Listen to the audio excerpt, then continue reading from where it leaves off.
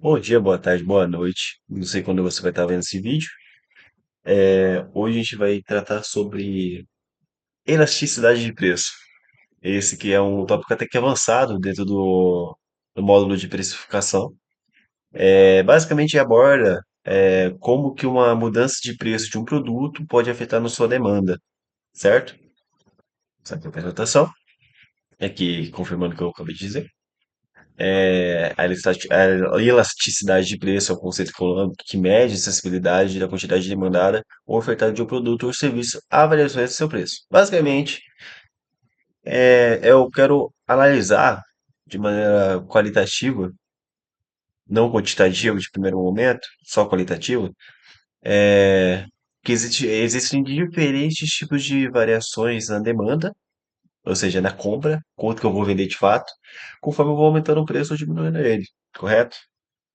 Ah, e existem dois tipos de demanda. Isso é bem legal de deixar bem explícito.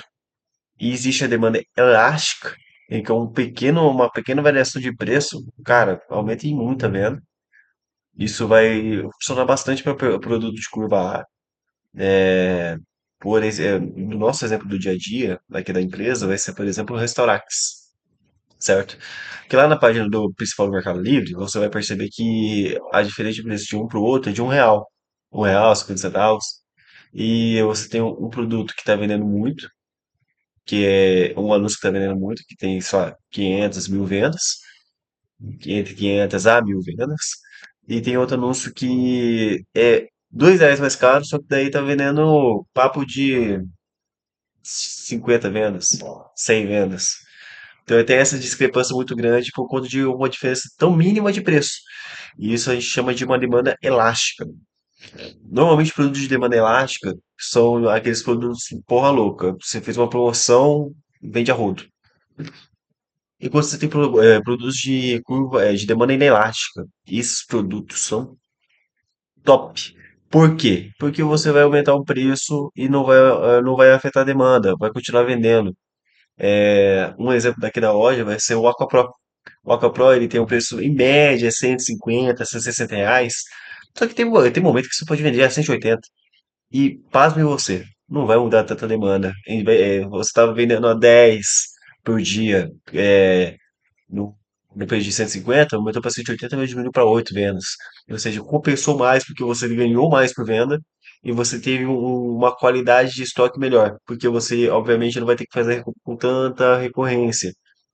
E evita aquele negócio de você comer capital de giro e, e entrar lá no módulo de contas a pagar. Porque é bom você ter uma pequena noção do porquê que é legal você faturar mais vendendo menos. Perdão, faturar não. Faturar e lucro são coisas diferentes. Tanto que, toma, próximo slide. Faturar é diferente de ter lucro. Quando você fatura com uma margem de 10%, 100 mil, é muito diferente de você faturar 50 mil com uma margem de 20%. É muito diferente, porque daí você tem uma operação inteira para faturar 100 mil. E demanda-se muito esforço para você faturar 100 mil. Enquanto para 50 mil você simplesmente está agregando preço. O cliente está comprando mais. Claro, você vai ter uma exigência para o cliente maior. Ou seja, o cliente obviamente, vai se sentir no direito de exigir mais do produto, que seja de maior qualidade, que tenha um atendimento mais rápido. E daí, sinceramente, você trabalhar com 50 mil apresentando qualidade é muito mais fácil do que trabalhar com 100 mil sem qualidade alguma, atendendo no volume, correto? Aqui tem mais um gráfico, daí é só aquela demanda lá trazida para um outro gráfico para ficar um pouco mais exemplificado. Bem, acredito eu que eu estou no lado esquerdo da tela. Lá em cima, vocês vão perceber. Opa, aqui. Tá. Lá em cima, vocês vão perceber que tem um eixo do X, que é o horizontal, e tem um eixo vertical, que é do Y. O eixo vertical do Y é o preço. Quando você tem uma queda ou uma subida de P0 para P1, você vê que tem uma variação positiva, Isso significa que o produto ficou mais caro. O exemplo do Aquapro, que saiu de 150 foi para R$ 180. Isso tem uma variação de quantidade de vendas. Normalmente, é uma variação que um sobe, o outro baixa. É uma proporção, eles são grandezas inversamente proporcionais. Uma sobe, outra baixa. É só dar um nome de aplicado para isso. Enquanto uma sobe, outra baixa. Inversamente proporcional. Você tem uma queda de vendas de Q0 para Q1, certo? Existem alguns produtos que não se muda. Não se muda. Quando você aumenta o preço, não muda a quantidade vendida. São curvas muito inelásticas. Muito, muito. Só que, claro, a curva não vai obedecer esse gráfico bonitinho. Não vai ser isso. Estamos falando da vida real. Você tem diversos outros fatores que afetam a elasticidade do preço. São eles: disponibilidade de substituto. O Restaurax tem diversos concorrentes. Tem o Revitax, tem o Black Lemon, não é o Black Lemon da Jassa. É o. Tem o revitalizador de plástico da Jassa, que é tão bom quanto.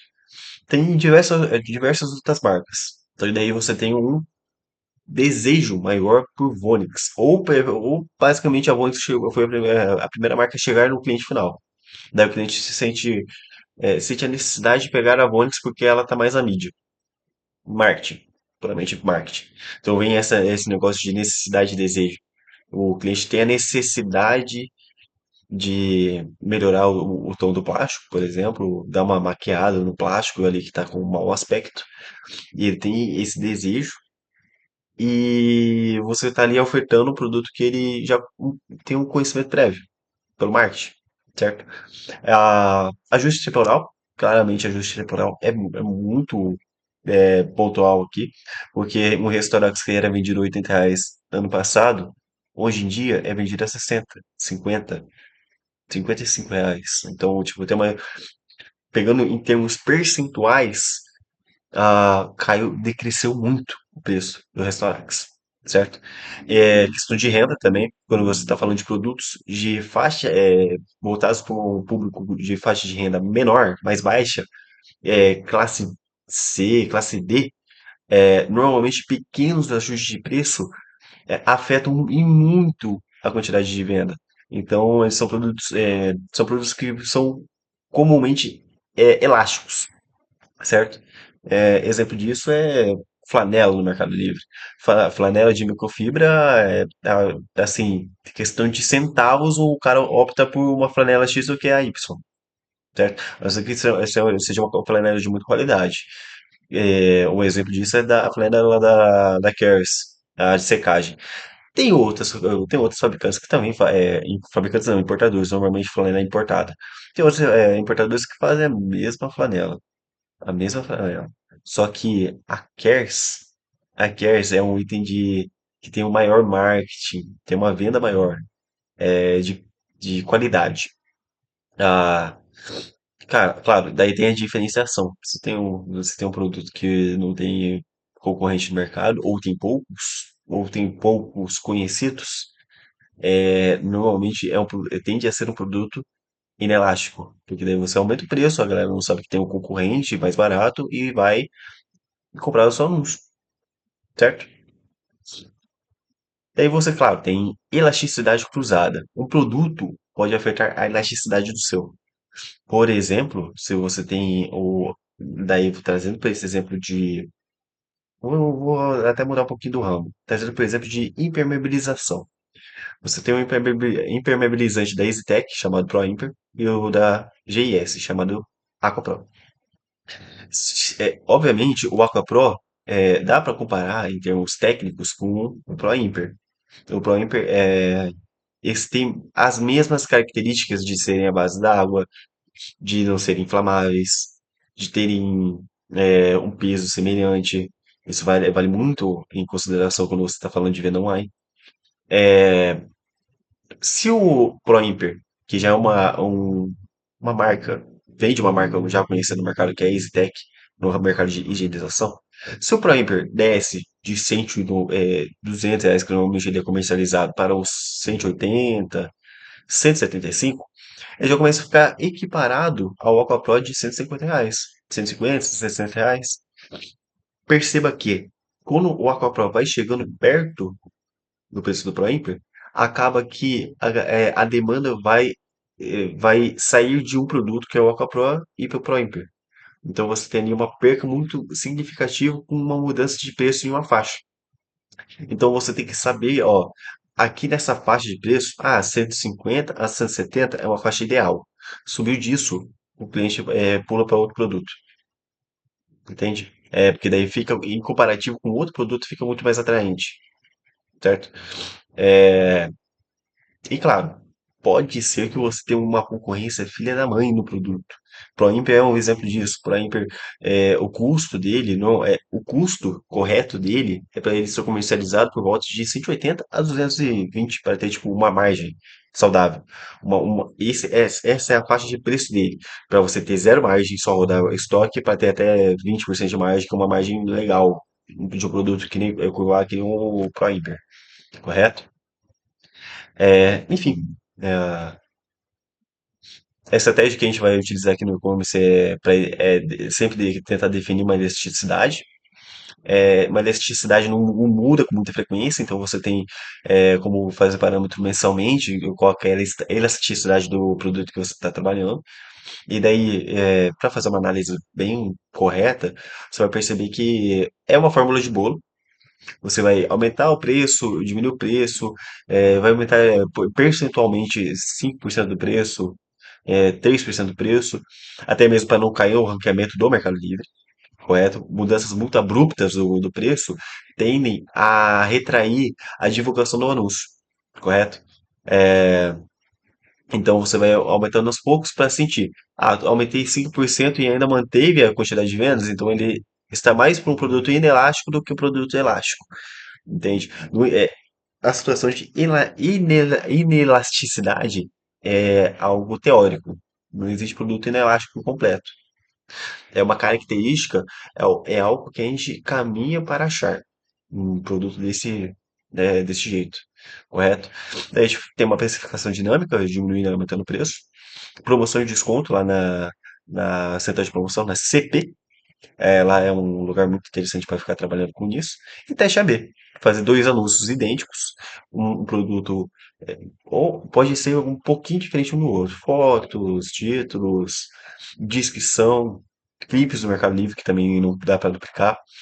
Dois produtos, coloca os dois no clássico. Normalmente o clássico é muito bom para fazer esse tipo de teste. E coloca dois preços diferentes. Coloca um 10% acima do outro. E deposita mais qualidade em um do que no outro. A galera vai simplesmente por preço.